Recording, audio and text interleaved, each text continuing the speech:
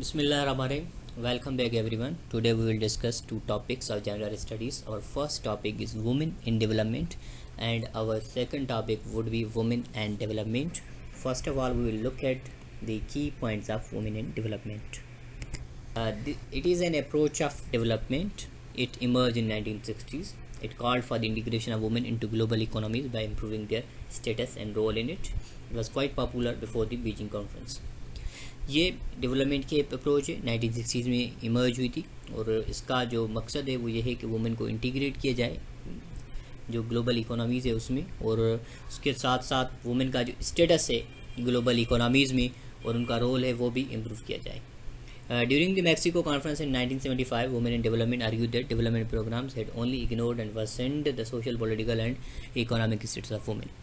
1975 में जो वुमेन से रिलेटेड मैक्सिको में कॉन्फ्रेंस हुई थी उसमें इसके जो प्रोपोनेंट्स थे, जो एडवोकेट्स थे इस अप्रोच के, उन्होंने ये आर्ग्यूमेंट दिया कि जो डेवलपमेंट्स के जो प्रोग्राम है जो करंटली हो रहे हैं उन्होंने सिर्फ़ और सिर्फ वुमेन को इग्नोर किया है और उसके जो सोशल, पॉलिटिकल और इकोनॉमिक स्टेटस है उसे ख़राब किया है, ना कि उससे कोई इम्प्रूवमेंट या कोई वुमेन की लाइफ में कोई ऐसा कोई डेवलपमेंट जैसा कोई सीन आया है.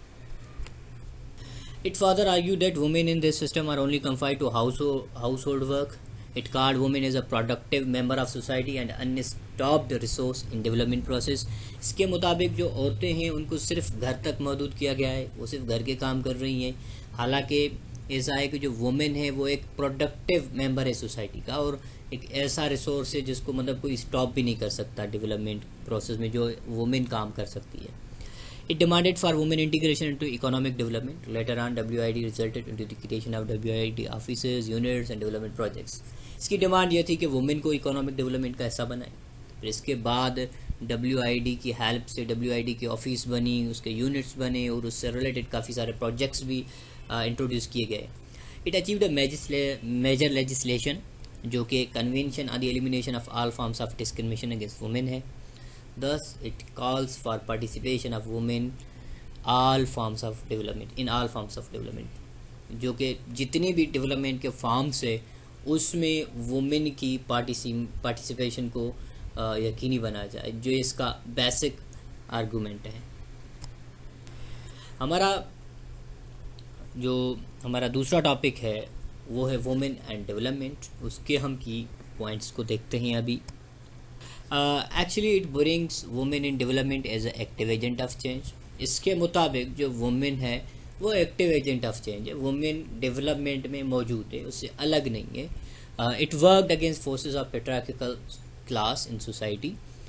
जो पेट्रियार्किकल क्लास है हमारे समाज में उसके खिलाफ इसने काम किया है. It became popular in 1990s. However, it had evolved in 1970s in response to WID. हालांकि इसकी जो इवोल्यूशन थी वो तो 1970s में हुई थी, वुमेन इन डेवलपमेंट के अगेंस्ट में हुई थी, लेकिन पॉपुलर 1990s में ये बनी थी. WID argued that women were already integrated onto the development process but on equal terms.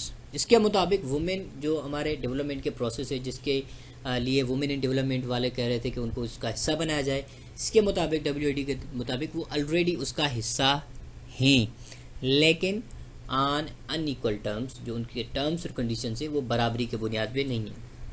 WID argue that class structures were more oppressive than gender. WID के मुताबिक जो क्लास, जो हमारे सोशल तबके बने हुए हैं वो ज़्यादा ख़तरनाक है जेंडर से. As the poor men and women face same type of problems than women of other classes. क्योंकि इसके मुताबिक जो गरीब मर्द है, गरीब औरत है, उसके सेम मसले हैं जो कि वो फेस करते हैं as compared to women of other classes. क्योंकि जो एलीट क्लास की वुमेन है उसको तो प्रिविलेज हासिल है, वो तो उसी प्रिविलेज में रहती है, लेकिन जो पुअर, अगर हम मर्द को ही देखते जो पुअर क्लास का है तो उसके तो प्रॉब्लम उससे भी ज़्यादा है.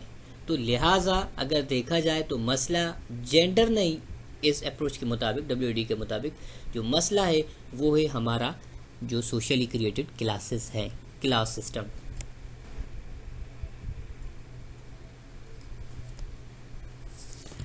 To conclude, WID calls for greater attention to women in development policies and practice. अगर कंक्लूड करें तो जो वुमेन इन डेवलपमेंट का जो पार्ट है या जो अप्रोच है वो एक्चुअली कहता है कि अटेंशन दी जाए वुमेन की डेवलपमेंट पे, पॉलिसीज़ पे, प्रैक्टिस पे, और वुमेन को उसका हिस्सा बनाया जाए and emphasise the need to integrate them into the development process, और पूरे जो डेवलपमेंट प्रोसेस है पूरा उसको हिस्सा बनाया जाए। However WAD regards women as an active agent of change.